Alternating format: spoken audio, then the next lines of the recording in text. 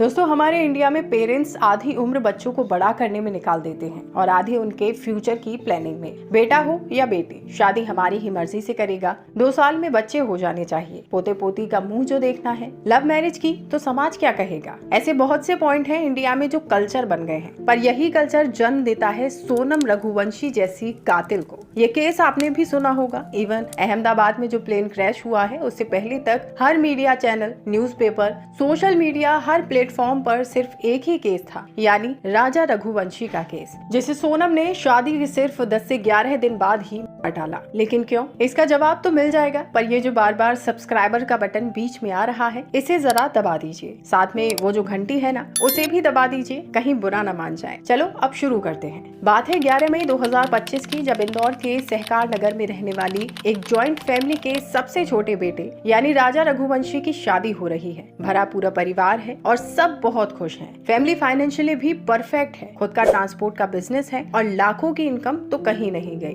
मतलब एक लड़की को जैसा पति और ससुराल चाहिए, बिल्कुल वैसा ही है राजा और उसका परिवार। राजा की दुल्हन भी यही इंदौर की ही रहने वाली है। नाम है सोनम रघुवंशी। पिता देवी सिंह रघुवंशी, जिनका खुद का प्लाईवुड का बिजनेस है। मतलब दोनों ही वेल्दी फैमिलीज हैं, यानी अमीरी गरीबी का जो बैरियर होता है वो यहाँ नहीं है। शायद इसलिए भी दोनों परिवार बहुत खुश हैं। और इसी हंसी खुशी के साथ 11 मई को शादी हो जाती है और ससुराल में सोनम का अच्छे से वेलकम भी होता है। अब 24 साल की सोनम और 29 साल का राजा एक दूसरे के हो चुके थे और इस रिश्ते को और मजबूत करने के लिए दोनों 20 मई को हनीमून के लिए निकलते हैं। हनीमून डेस्टिनेशन है मेघालय। नेचुरल ब्यूटी से भरा ये स्टेट अपने हरे भरे जंगलों और रूट ब्रिजेस के लिए फेमस है और साल भर यहाँ सैकड़ों कपल्स अपनी लाइफ की नई शुरुआत करने आते हैं। हालांकि राजा को मेघालय नहीं जाना था, बल्कि उसने तो कश्मीर जाने का प्लान बनाया था, लेकिन बीच में ही पहलगाम अटैक हो गया, जिसके बाद प्लान ड्रॉप करना पड़ा। इधर सोनम ने उसे बिना कुछ बताए मेघालय के लिए टिकट बुक कर लिए थे, तो राजा को भी जाना पड़ा और 20 जून को दोनों फ्लाइट पकड़कर गुवाहाटी से होते हुए मेघालय के लिए निकल पड़े। रास्ते में गुवाहाटी पड़ा तो राजा को याद आया, यहाँ माँ कामाख्या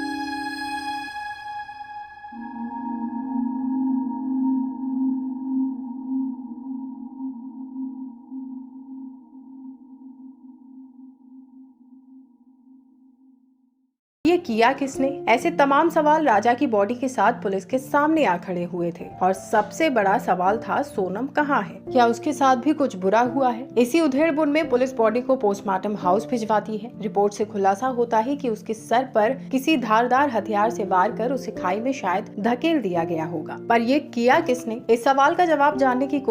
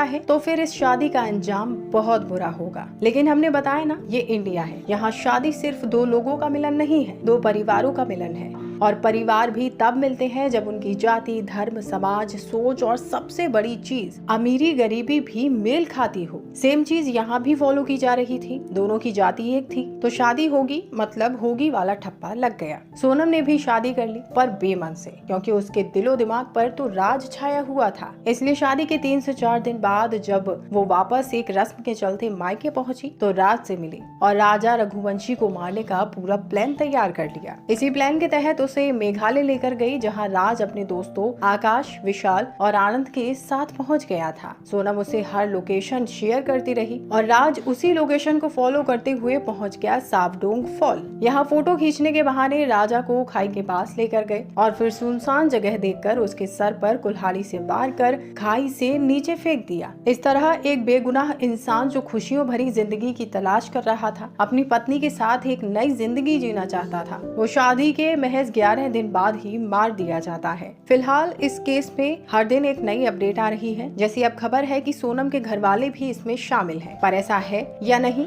ये तो आने वाले टाइम में ही पता चलेगा। वीडियो पसंद आई हो तो लाइक शेयर जरूर करें और चैनल को सब्सक्राइब करके बेल आइकन को प्रेस करना बिल्कुल ना भूलें।